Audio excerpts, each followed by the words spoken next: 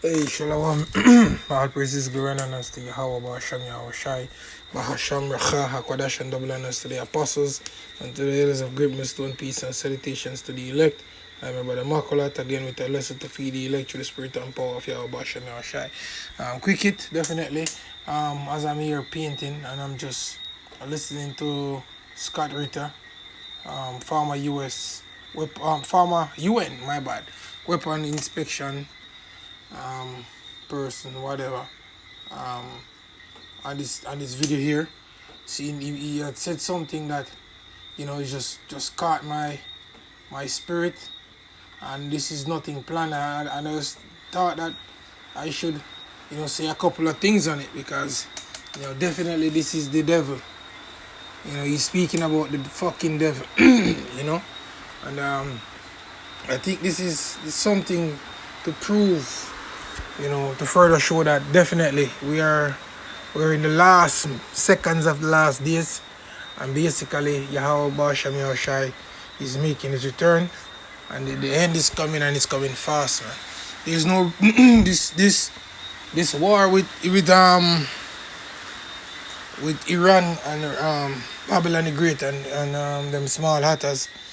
We always bring the scripture out that the least of the flock shall draw them out. Well, in reality, the least of the flock, which are the small hatters, already has drawn them out. That's just the reality. And it goes to show that this thing will only get, with this war will only intensify. There's no room for what you would call negotiation. So it doesn't matter what peace, whatever they want to put on, because this is where Yahweh Hashem Yahshai said that they're going to call the kings of the earth to reverence him, right? So let me just play this quick and fast. Of diplomacy right now, but they that just makes something else clear too. The United States, Iran must get rid of its missiles, especially those missiles that can strike Israel. If Iran got rid of its missiles, especially those missiles that could strike Israel, there wouldn't be an Iran today. It wouldn't exist. The only thing that allows Iran to continue to exist are the missiles it has that can strike Israel. This is how stupid. I mean, I know people have to be diplomatic. I'm not. So I'm just going to say it straight to my face. If you're an Iranian and you believe anything the United States says, you're stupid. And I apologize if I'm insulting you, but you're stupid. And if you're in the government, you should probably be kicked out of the government. All right? If you're a foreign minister and you think you're going to get a deal, resign. If you're a president and you think the United States will live up to its agreement, resign. Because we won't. We want to destroy Iran. We want to remove the theocracy from power. That's it. There's no plan B. The nuclear thing is just an excuse.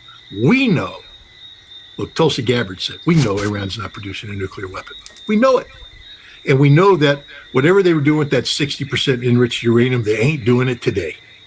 Because we struck enough facilities, we did enough damage to be disruptive of those processes. But Iran's not pursuing it. Pekeshkian made it clear. He said, we have missiles. We don't need nuclear weapons. Our deterrence is our missiles.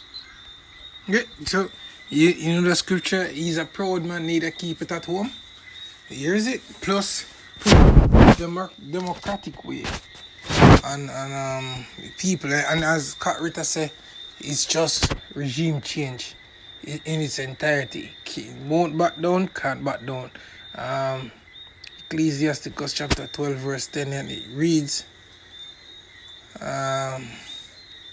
never trust thine enemy, for like as iron rusted, so is his wickedness. Though he humble himself and go crouching, yet take good heed and beware of him.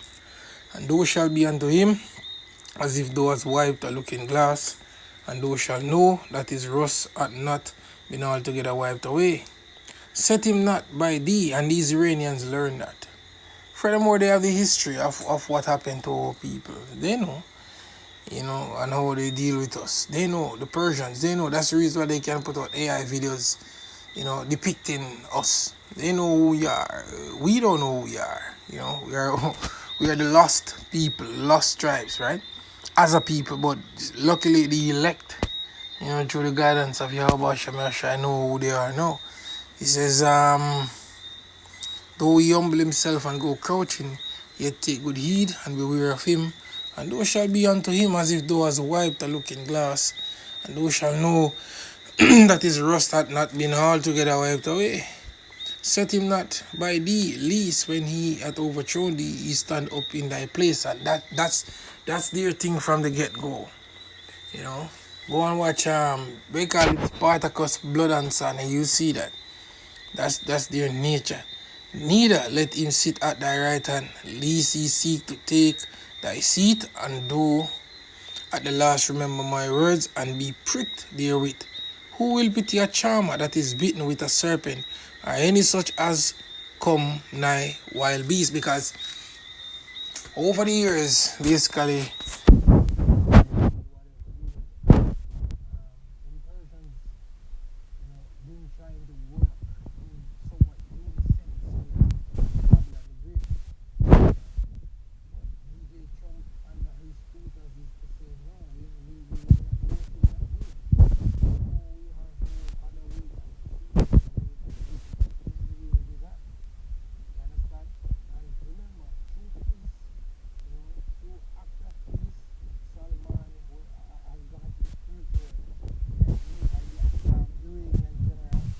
great general, he had gone to the spirit world.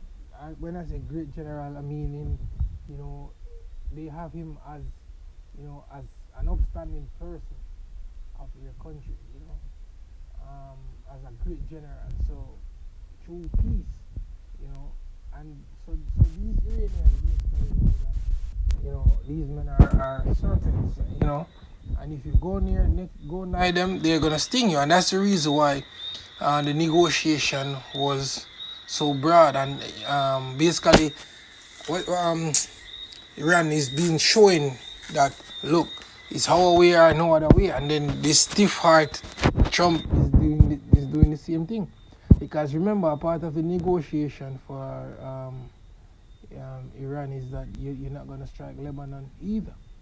You're gonna part the fuck up and leave the east.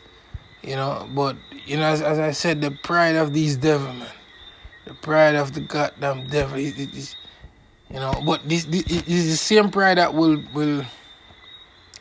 bring him down, man. Pity a charmer that is bitten with a serpent, or any such as come nigh wild beast. And it is being reported that the leader, the supreme leader, he's more passive than his son. Now his son is making all the moves that's necessary. So one that go to a sinner and is defiled with him in his sins, who will pity? So everybody, them Persians ain't taking any fucking chances with them Babylonians, man. They're not. It says, for a while he will abide with thee, but if thou begin to fall, he will not tarry. An enemy speaketh sweetly with his lips, but in his heart he imagineth how to throw thee into a pit. And the thing is that all the devices that this man is coming up with now, like Trump, is backfiring at him. He will weep with his eyes, but if he find opportunity, he will not be satisfied with blood, and he's looking the necessary opportunities, because as Scott Ritter said, for Babylon the Great is just a change, and that is just the reality. They want that regime change. They want to be in control of everything, because he's gonna say that we want full control of the streets, which you think he's stupid. He knows that Iran will not agree, but they need that shit, man. They need to have chaos and carnage and bloodshed. They need that, because remember, they want to introduce this new system, the fourth industrialized revolution, where man is supposed to be, man and machines, Salakia, is supposed to be merged as one. They need it. They need chaos to introduce to the people the MOTB, the implantable microchip. They need it, right? If adversity come upon thee, thou shalt find him there first. And though he pretend to help thee, yet shall he undermine thee. he will shake his head and clap his hands and whisper much and change his countenance. And if this is not the fucking devil for you, who is it, man? And you see, the scripture did speak that their own tongue shall fall upon them. And we have live and in living color proof right here showing like, look, these men cannot be trusted, man. You know, as I said, this is just a quick hit. On to the next show.